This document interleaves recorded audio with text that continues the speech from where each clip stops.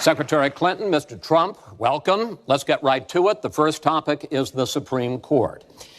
You both talked briefly about the court in the last debate, but I want to drill down on this because the next president will almost certainly have at least one appointment and likely or possibly 2 or 3 appointments, which means that you will, in effect, determine the balance of the court for what could be the next quarter century.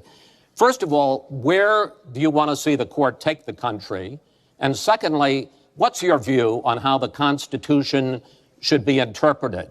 Do the founders' words mean what they say, or is it a living document to be applied flexibly according to changing circumstances? In this segment, Secretary Clinton, you go first. You have 2 minutes. Thank you very much, Chris, and thanks to UNLV for hosting us. You know, I think when we talk about the Supreme Court, it really raises the central issue in this election, namely, what kind of country are we going to be? What kind of opportunities will we provide for our citizens? What kind of rights will Americans have? And I feel strongly that the Supreme Court needs to stand on the side of the American people, not on the side of the powerful corporations and the wealthy. For me, that means that we need a Supreme Court that will stand up on behalf of women's rights, on behalf of the rights of the LGBT community, that will stand up and say no to Citizens United, a decision that has undermined the election system in our country because of the way it permits dark, unaccountable money to come into our electoral system. I have major disagreements with my opponent about these issues and others that will be before the Supreme Court. But I feel that at this point in our country's history, it is important that we not reverse marriage equality, that we not reverse Roe v. Wade, that we stand up against Citizens United, we stand up for the rights of people in the workplace, that we stand up and basically say the Supreme Court should represent all of us. That's how I see the court, and the kind of people that I would be looking to nominate to the court would be in the great tradition of standing up to the powerful, standing up on behalf of our rights as Americans. And I look forward to having that opportunity. I would hope that the Senate would do its job and confirm the nominee that President Obama has sent to them. That's the way the Constitution fundamentally should operate. The president nominates, and then the Senate advises and consents or not, but they go forward with the process. Secretary Clinton, thank you. Mr. Trump, same question. Where do you want to see the court take the country, and how do you believe the Constitution should be interpreted? Well, first of all, it's great to be with you, and thank you, everybody. The Supreme Court, it's what it's all about. Our country is it's just so imperative that we have the right justices. Something happened recently where Justice Ginsburg made some very, very inappropriate statements toward me and toward a tremendous number of people, many, many millions of people that I represent, and she was forced to apologize, and apologize she did. But these were statements that should never, ever have been made. We need a Supreme Court that, in my opinion, is going to uphold the Second Amendment and all amendments, but the Second Amendment, which is under absolute siege. I believe if my opponent should win this race, which I truly don't think will happen, we will have a Second Amendment which will be a very, very small replica of what it is right now. But I feel that it's absolutely important that we uphold because of the fact that it is under such trauma. I feel that the justices that I am going to appoint, and I've named 20 of them, the justices that I'm going to appoint will be pro-life. They will have a conservative bent. They will be protecting the Second Amendment. They are great scholars in all cases, and they're people of tremendous respect. They will interpret the Constitution the way the founders wanted it interpreted, and I believe that's very, very important. I don't think we should have justices appointed that decide what they want to hear. It's all about the Constitution and so important, the Constitution the way it was meant to be. And those are the people that I will appoint. Mr. Trump, thank you. We now have about 10 minutes for an open discussion. I want to focus on two issues that, in fact, by the justices that you name, could end up changing the existing law of the land. First is one that you mentioned, Mr. Trump, and that is guns. Secretary Clinton, you said last year, and let me quote, "The Supreme Court is wrong on the Second Amendment." And now, in fact, in the 2008 Heller case, the court ruled that there is a constitutional right to bear arms, but a right that is reasonably limited. Those were the words of the judge, Antonin Scalia, who wrote the decision. What's wrong with that? Well, first of all, I support the Second Amendment. I lived in Arkansas for 18 wonderful years. I represented upstate New York. I understand and respect the tradition of gun ownership. It goes back to the founding of our country. But I also believe that there can be and must be reasonable regulation. Because I support the Second Amendment doesn't mean that I want people who shouldn't have guns to be able to threaten you, kill you or members of your family. And so when I think about what we need to do, we have 33,000 people a year who die from guns. I think we need comprehensive background checks, need to close the online loophole, close the gun show loophole. There's other matters that I think are sensible, that are the kind of reforms that would make a difference, that are not in any way conflicting with the Second Amendment. You mentioned the Heller decision, and what I was saying that you referenced, Chris, was that I disagreed with the way the court applied the Second Amendment in that case, because what the District of Columbia was trying to do was to protect toddlers from guns. And so they wanted people with guns to safely store them.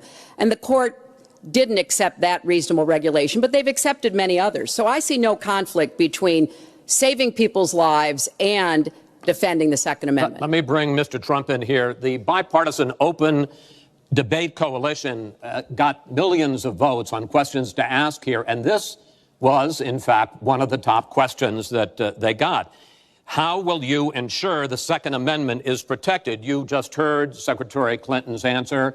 Does she persuade you that while you may disagree on regulation, that in fact she supports a Second Amendment right to bear arms? Well, the D.C. versus Heller decision was very strongly, and she was extremely angry about it. I watched. I mean, she was very, very angry when upheld. And Justice Scalia was so involved, and it was a well-crafted decision. But Hillary was extremely upset, extremely angry, and people that believe in the Second Amendment and believe in it very strongly were very upset with what she had to say. Well, let me bring in Secretary Clinton. Were you extremely upset? Well, I was upset because, unfortunately, dozens of toddlers injure themselves, even kill people with guns, because, unfortunately, not everyone who has loaded guns in their homes takes appropriate precautions. But there's no doubt that I respect the Second Amendment, that I also believe there's an individual right to bear arms. That is not in conflict with sensible, common sense regulation. And, look, I understand that Donald's been strongly supported by the NRA. The gun lobby's on his side. They're running millions of dollars of ads against me. And I regret that, because what I would like to see is for people to come together and say, of course, we're going to protect and defend the Second Amendment, but we're going to do it in a way that tries to save some of these 33,000 lives that we lose every year. Let me bring Mr. Trump back into that, because, in fact, you oppose any limits on assault weapons, any limits on high-capacity magazines. You support a national right to carry law. Why, sir? Well, let me just tell you, before we go any further, in Chicago, which has the toughest gun laws in the United States, probably you could say by far, they have more gun violence than any other city. So we have the toughest laws, and you have tremendous gun violence. I am a very strong supporter of the Second Amendment, and I don't know if Hillary was saying it in a sarcastic manner, but I'm very proud to have the endorsement of the NRA, and it's the earliest endorsement they've ever given to anybody who ran for president. So I'm very honored by all of that.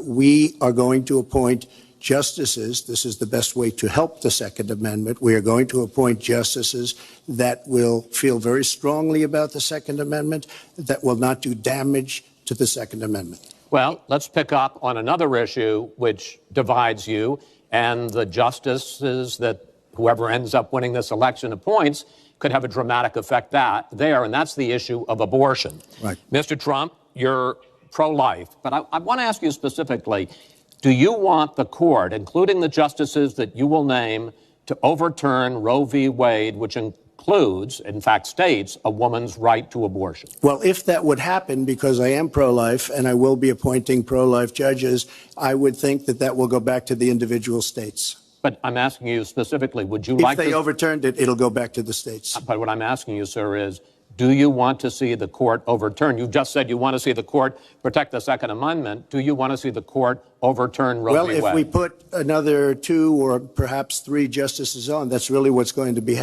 will happen. And that'll happen automatically, in my opinion, because I am putting pro-life justices on the court. I will say this, it will go back to the states, and the states will then make a determination.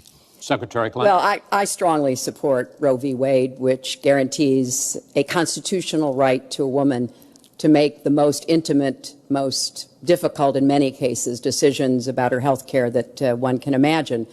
And in this case, it's not only about Roe v. Wade. It is about what's happening right now in America. So many states are putting very stringent regulations on women that block them from exercising that choice, to the extent that they are defunding Planned Parenthood, which, of course, provides all kinds of cancer screenings and other benefits for women in our country. Donald has said he's in favor of defunding Planned Parenthood. He even supported shutting the government down to defund Planned Parenthood. I will defend Planned Parenthood. I will defend Roe v. Wade, and I will defend women's rights to make their own health care decisions. And we have come too far to have that turn back now. And indeed, he said women should be punished, that there should be some form of punishment for women who obtain abortions. And I could just not be more opposed to that kind of thinking. I'm going to give you a chance to respond, but I want to ask you, Secretary Clinton, I want to explore how far you believe the right to abortion goes. You have been quoted as saying that the fetus has no constitutional rights. You also voted against a ban on late-term partial birth abortions. Why? Because Roe v. Wade very clearly sets out that there can be regulations on abortion so long as the life and the health of the mother are taken into account. And when I voted as a senator, I did not think that that was the case. The kinds of cases that fall at the end of pregnancy are often the most heartbreaking, painful decisions for families to make. I have met with women who, toward the end of their pregnancy, get the worst news one could get, that their health is in jeopardy if they continue to carry to term, or that something terrible has happened or just been discovered about the pregnancy. I do not think the United States government should be stepping in and making those most personal of decisions. So you can regulate, if you are doing so, with the life and the health of the mother taken into account. Mr. Trump, your reaction, and particularly on this issue of late-term partial birth abortion. Well, I think it's terrible. If you go with what Hillary is saying, in the 9th month, you can take the baby and rip the baby out of the womb of the mother just prior to the birth of the baby. Now, you can say that that's okay, and Hillary can say that that's okay, but it's not okay with me. Because based on what she's saying and based on where she's going and where she's been, you can take the baby and rip the baby out of the womb in the 9th month on the final day. And that's not acceptable. Well, that is not what happens in these cases. And using that kind of scare rhetoric is just terribly unfortunate. You should meet with some of the women that I've met with, women I've known over the course of my life. This is one of the worst possible choices that any woman and her family has to make. And I do not believe the government should be making it. You know, I've had the great honor of traveling across the world on behalf of our country. I've been to countries where governments either forced women to have abortions like they used to do in China, or forced women to bear children like they used to do in Romania. And I can tell you the government has no business in the decisions that women make with their families in accordance with their faith, with medical advice, and I will stand up for that right. All right. But just briefly, I want to move on And to another honestly, segment. nobody has business doing what I just said, doing that as late as 1 or 2 or 3 or 4 days prior to birth. Nobody has that. All right. Let's move on to the subject of immigration. And there is almost no issue that separates the two of you more than the issue of immigration. Actually, there are a lot of issues that separate the two of you. Mr. Trump, you want to build a wall. Secretary Clinton, you have offered no specific plan for how you want to secure our southern border. Mr. Trump, you are calling for major deportations. Secretary Clinton, you say that within your first 100 days as president, you're going to offer a pathway to citizenship. The question really is, why are you right and your opponent wrong? Mr. Trump, you go first in this segment. You have 2 minutes. Well, first of all, she wants to give amnesty, which is a disaster and very unfair to all of the people that are waiting in line for many, many years. We need strong borders. In the audience tonight, we have 4 mothers of, I mean, these are unbelievable people that I've gotten to know over a period of years whose children have been killed, brutally killed by people that came into the country illegally. You have thousands of mothers and fathers and relatives all over the country. They're coming in illegally. Drugs are pouring in through the border. We have no country if we have no border. Hillary wants to give amnesty. She wants to have open borders. The border secure, as you know, the Border Patrol agents, 16,500 plus ICE last week endorsed me. First time they've ever endorsed a candidate. It means their job is tougher, but they know what's going on. They know it better than anybody. They want strong borders. They feel we have to have strong borders. I was up in New Hampshire the other day. The biggest complaint they have, it's with all of the problems going on in the world, many of the problems caused by Hillary Clinton and by Barack Obama, all of the problems, their single biggest problem is heroin that pours across our southern borders, just pouring and destroying their youth. It's poisoning the blood of their youth and plenty of other people. We have to have strong borders. We have to keep the drugs out of our country. Right now, we're getting the drugs, they're getting the cash. We need strong borders. We need we cannot give amnesty. Now, I want to build the wall. We need the wall. The Border Patrol, ICE, they all want the wall. We stop the drugs. We shore up the border. One of my first acts will be to get all of the drug lords, all of the bad ones. We have some bad people in this country that have to go out. We're going to get them out. We're going to secure the border. And once the border is secured, at a later date, we'll make a determination as to the rest. But we have some bad hombres here, and we're going to get them out. Mr. Trump, thank you. Same question to you, Secretary Clinton. Basically, why are you right and Mr. Trump is wrong?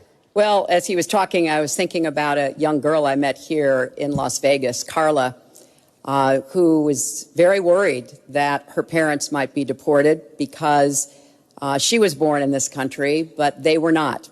They work hard. They do everything they can to give her a good life. And you're right. I don't want to rip families apart.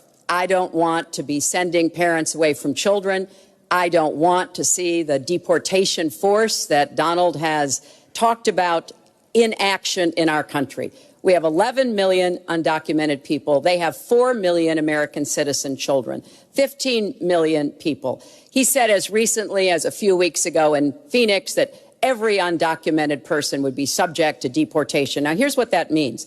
It means you would have to have a massive law enforcement presence where law enforcement officers would be going school to school, home to home, business to business, rounding up people who are undocumented. And we would then have to put them on trains, on buses to get them out of our country. I think that is an idea that is not in keeping with who we are as a nation. I think it's an idea that would rip our country apart. I have been for border security for years. I voted for border security in the United States Senate. And my comprehensive immigration reform plan, of course, includes border security. But I want to put our resources where I think they're most needed, getting rid of any violent person, anybody who should be deported, we should deport them. When it comes to the wall that Donald talks about building, he went to Mexico. He had a meeting with the Mexican president, didn't even raise it. He choked and then got into a Twitter war because the Mexican president said, we're not paying for that wall.